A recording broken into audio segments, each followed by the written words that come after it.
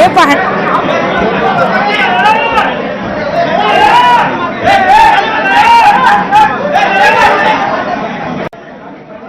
संजयजी राऊत साहेब सुद्धा स्टेजवर येत आहेत.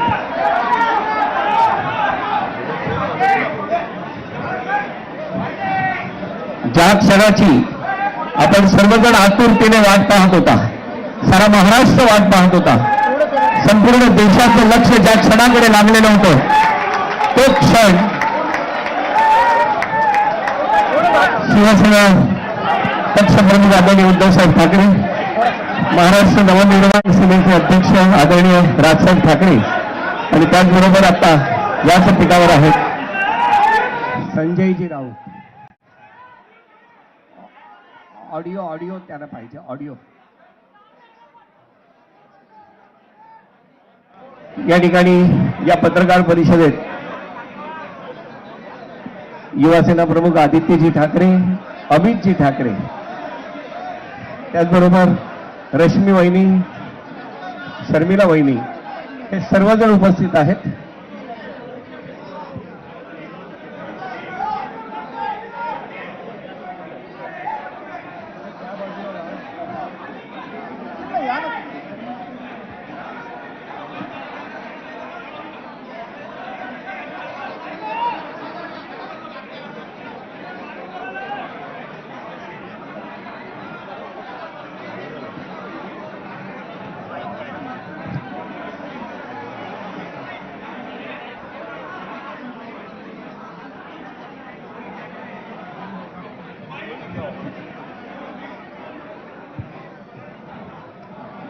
चंदू मामा सुद्धा या पत्रकार परिषदेला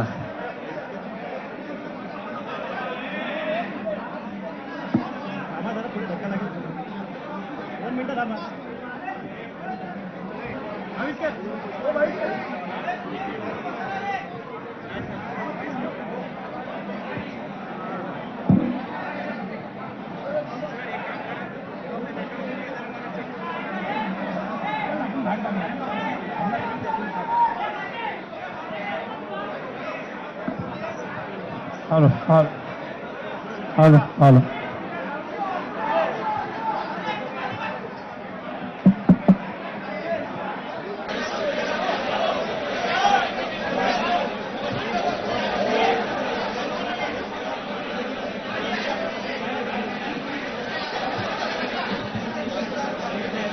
सर्व मी विनंती करतो संजयजी राऊत आवाज जास्त आहे.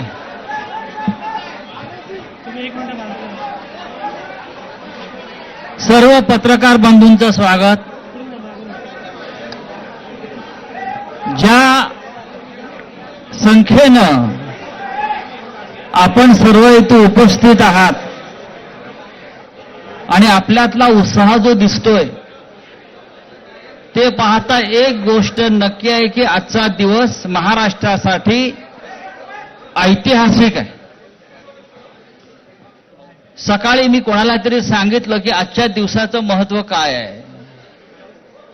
संयुक्त महाराष्ट्राच्या लढ्यानंतर जो संयुक्त महाराष्ट्राचा मंगल कलश महाराष्ट्रामध्ये आला तो मराठी ऐक्याचा मंगल कलश होता.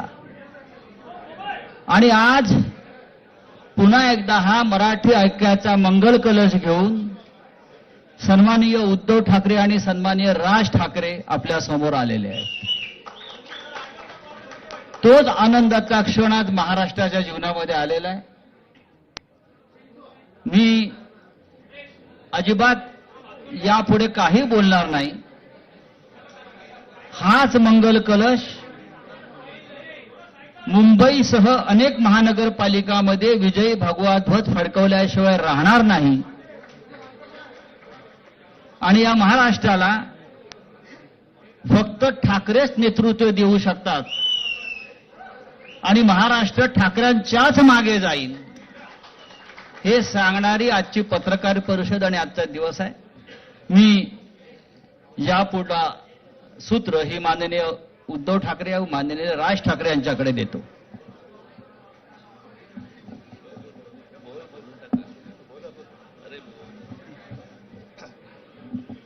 बघा एवढं आमचं एकमत झालेलं आहे.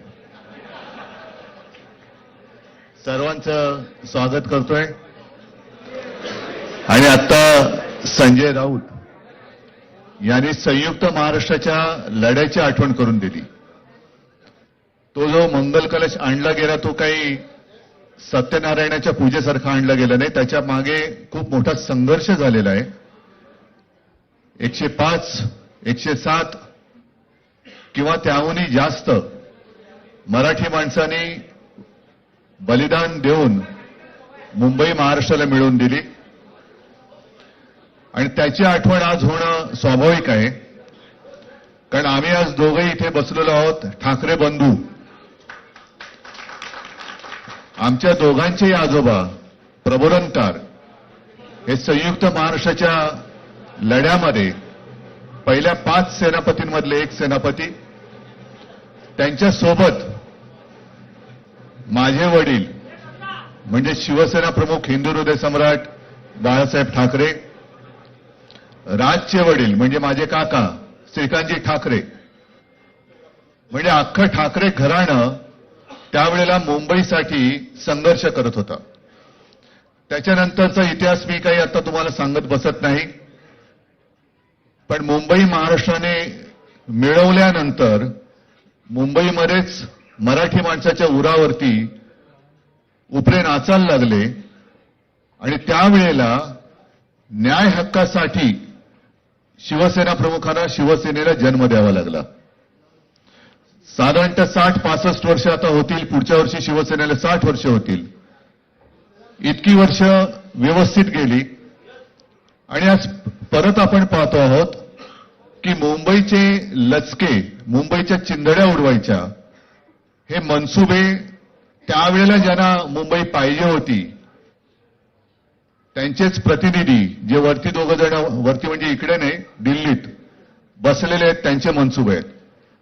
आणि आता जर का आपण भांडत राहिलो तर मग तो जो काय संघर्ष, ते जे काय हुतात्मा स्मारक आहे त्याचा मोठा अपमान होईल. आज आम्ही आमचं कर्तव्य म्हणून एकत्र आलेलो आहोत आणि मी मागेच म्हटलं एकत्र आलो आहोत ते एकत्र राहण्यासाठी. यापुढे मुंबईवरती आणि महाराष्ट्रावरती कोणी वाकड्या नजरेने किंवा त्यांच्या कपटी कारस्थानाने महाराष्ट्राला मुंबईपासून किंवा मुंबईला महाराष्ट्रापासून, मराठी माणसापासून तोडण्याचा प्रयत्न करेल त्याचा राजकारणात खात्मा केल्याशिवाय राहणार नाही. शपथ घेऊन आम्ही मैदानात उतरलेलो. उत्साह अमाप आहे. मी तुमच्या सर्वांच्या माध्यमातून, मला कल्पना आहे की आज केवळ महाराष्ट्रच नाही तर अख्खा देश बघतोय. मी सर्वांना विनंती करतोय, आवाहन करतोय आणि एक सूचना सुद्धा करतोय. कारण मागे विधानसभेच्या वेळेला भारतीय जनता पक्षाने जो एक अपप्रचार केला होता, बटेंगे तो कटेंगे, तसंच मी मराठी माणसाला सांगतोय की आता जर का चुकाल तर संपाल, आता जर का फुटाल तर पूर्णपणे संपून जाल. म्हणून परत एकदा तुटू नका, फुटू नका आणि मराठीचा वसा टाकू नका. हाच एक संदेश मी आमच्या आज दोघांच्या युतीच्या निमित्ताने संपूर्ण महाराष्ट्राला देतो आहे.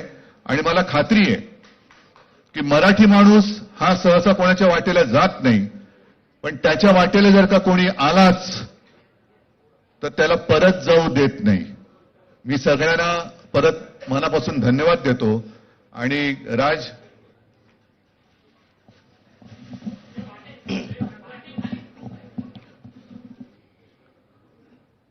आपणा सर्वांचं मी मनपूर्वक स्वागत करतो.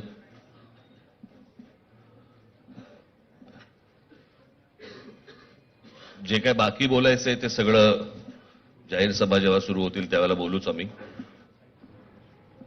परंतु माझी एक मुलाखत झाली होती आणि मी मुद्दामून आठवण करून देतो त्या गोष्टींची.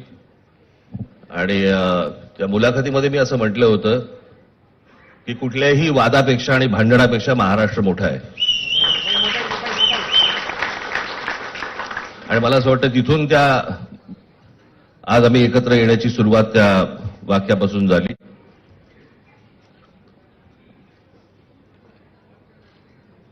कोण किती जागा लढवणार आकडा काय हा नाही सांगणार तुम्हाला.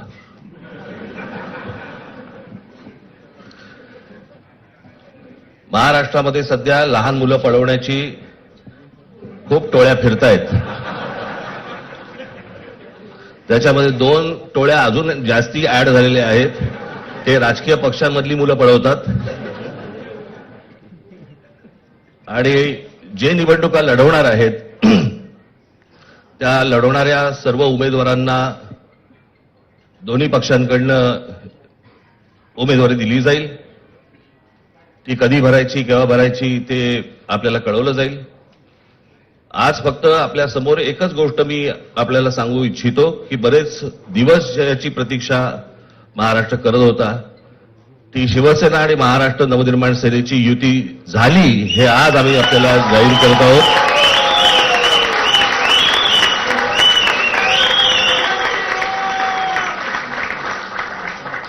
धन्यवाद.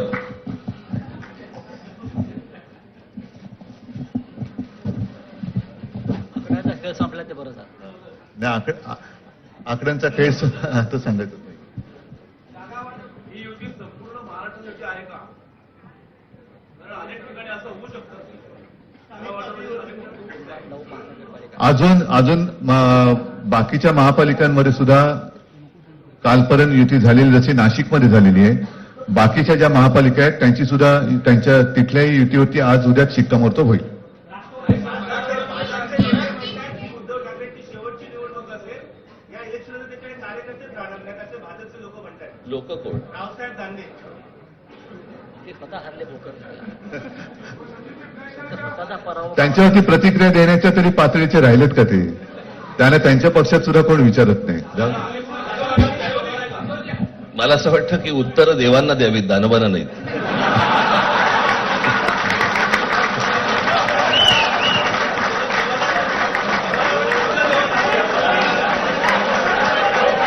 तेव्हा बोलून द्या.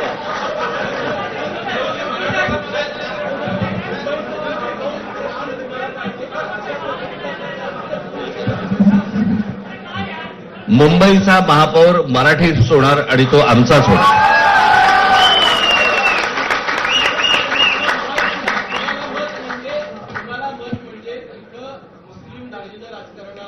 मला असं वाटतं की एक मुख्यमंत्र्यांचा व्हिडिओ पण फिरतोय ज्याच्यामध्ये ते अल्ला हाफिज असं म्हणलेत.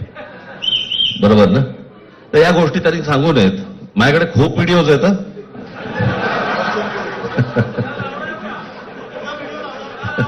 काय ते काय बोलतात त्याच्यावरती माझे व्हिडिओ तयार असतील.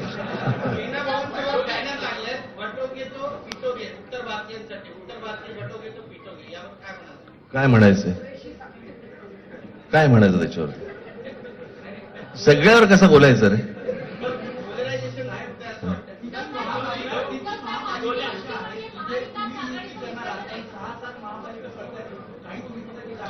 मला असं वाटतं आज मुंबईचं मी तुमच्यासमोर आम्ही जाहीर करत आहोत आणि बाकीच्या जशा अशा होतील तशा तुम्हाला कळवलं जातील.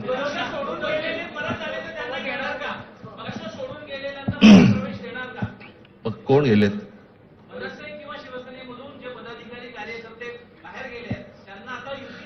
येऊ तर देत पहिलं. हे जरतर वरतीच खूप असतं सगळं.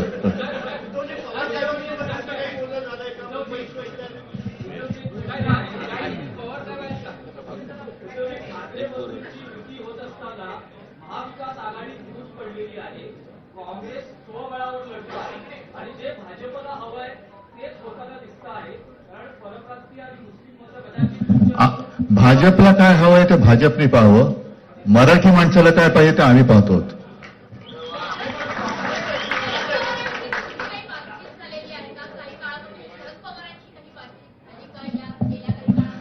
चर्चा सुरू आहे. बघू त्यांच्यात. आम्ही आज आमची युती जाहीर केलेली आहे, शिवसेना आणि महाराष्ट्र नवनिर्माण सेना. जे जे महाराष्ट्रप्रेमी आहेत त्याच्यात काही भाजपातले सुद्धा अस्सल मराठी आहेत, ते सुद्धा येऊ शकतात.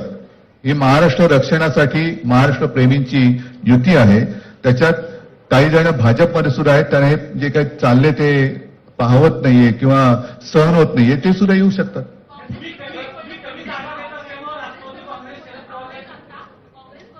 काँग्रेसने जर जाहीर केलं ना, हो मग आता म्हणजे आणखीन काय बोलायचं? तोडलं का?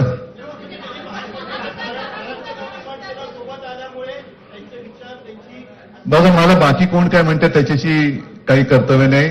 मी परत एकदा सांगितलं, महाराष्ट्राला आणि मराठी माणसाला काय पाहिजे ते आम्ही दोघं बघतो.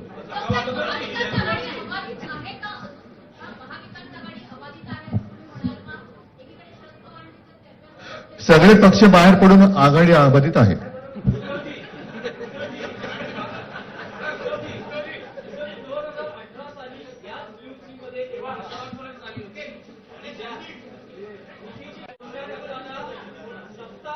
वाटपाचं ही समीकरण ठरलं होतं.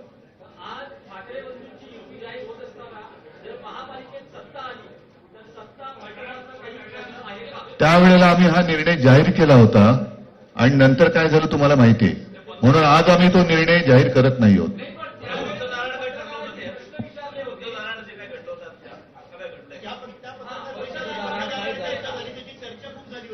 आता आमचं दोघांचंच घर आहे ना, दार बंद कशाला करायचं? ठीक आहे, चला. मला असं वाटतं बाकीच्या प्रश्न आता काही तसं काही नाहीये. निवडणुकीपूर्वी अरे झालेलं आहे ना जागा वाटप. माझी निघताना फक्त एकच छोटी विनंती आहे. ज्यांचं मुंबईवरती, महाराष्ट्रावरती, मराठी माणसावरती प्रेम आहे, अशा सर्व माझ्या पत्रकार बांधवांना, भगिनींना माझी विनंती आहे की आमच्या पाठीमागे उभे राहा. धन्यवाद.